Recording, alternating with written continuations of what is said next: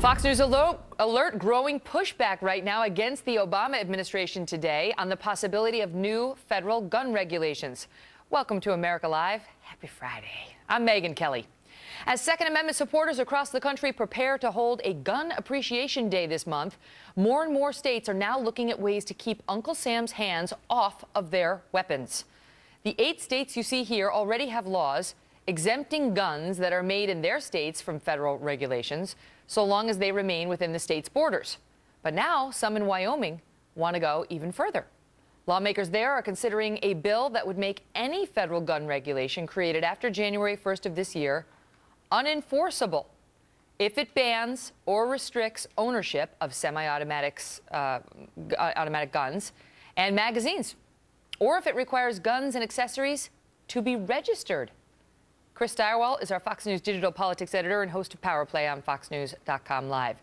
So Wyoming sort of sending a message to Washington, we don't really care what you do.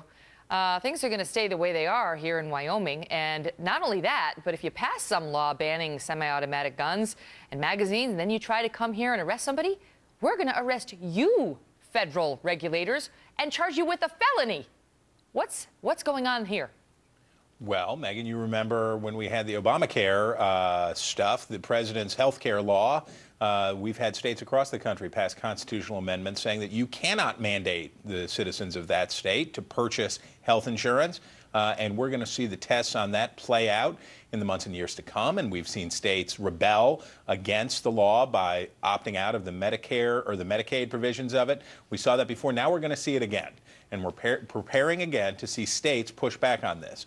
And in this case, the response is going to be even more intense because you're dealing with black and white. You're dealing with what the Second Amendment says. This is a clear discussion where not half, but a huge number of Americans believe that they are absolutely protected in whatever kind of firearms they want to have, versus people who think that the federal government is within its right to restrict them and restrict them more and more. So you'll see states like Wyoming and others draw a bright line distinction like this, and the country is going to really divide itself over this question. But, you know, and I don't want to get legal on you, Stirewalt, okay? No, ma'am. No, ma'am. You know, it is a pretty fundamental premise that a state cannot pass a law that would bar enforcement of an otherwise lawful federal law. So, I presume Wyoming's argument would be, well, that crackdown on gun restrictions is unconstitutional, and we don't have to follow unconstitutional laws. But that is setting it up for a major legal battle with the feds, which seems to be exactly where it wants to go. I would not imagine for a moment to discuss the law with you, madam. I know better than that. But, Madam. but I do know this.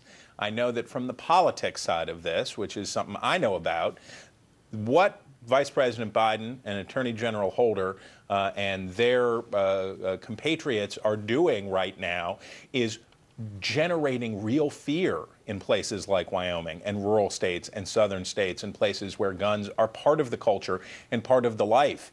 When you hear them say things like individuals selling one to another a gun, or perhaps giving a gun as a gift, that's something that I know about. I've received shotguns as Christmas presents. You're from West Virginia? I am. That's legit. But the deal is, for big parts of the country, the idea that if a father were to sell or trade his son a gun, give him a gift, does there need to be a background check before that takes place? That is generating tremendous anxiety and tremendous outrage in places like Wyoming. Well, it's an interesting point, because we think about it differently in the cities. You know, we have a different relationship, most of us, in big cities with guns, because they tend to exist in high crime centers than flyover country, as it's known in America, does. Yeah, well, for those of us from flyover country, guns are part of life, and we have neighbors who have guns, and we know that kind of stuff. It's part of growing up. It's part of how you become a man or a woman, is that you figure these things out, and your relationship to firearms and firearm safety and all of that good stuff. I'm not saying it's better or worse, but what I am saying is that maybe on the Upper West Side of Manhattan, it's not as much a part of life, and there is this chasm, this incredible gap in understanding about guns.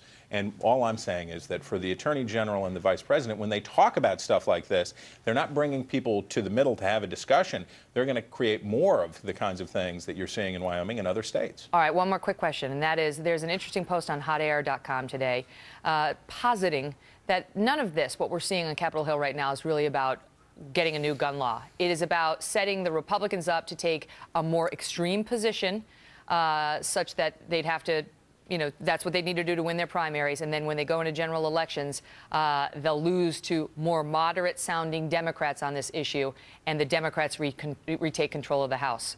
Thoughts? Well, I'd like to see Harry Reid, with so many of his members from red states vulnerable in the coming election, I'd like to see the response he gets if he proposes to bring forward any sort of serious gun restrictions.